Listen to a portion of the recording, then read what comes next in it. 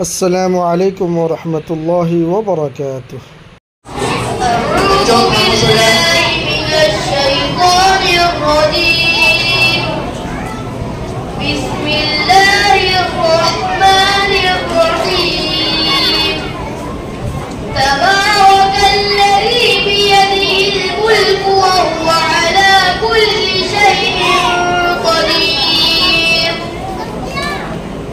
الذي خلق الموت والحياة ليبلوكم أيكم أحسن عملا وهو العزيز الغفور.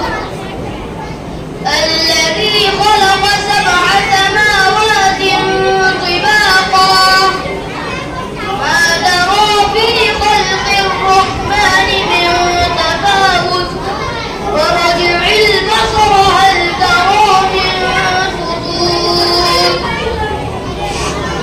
ثم رجع البصر كرتين ينقلب إليك البصر خاسئا وهو حسير. ولقد زينا السماء الدنيا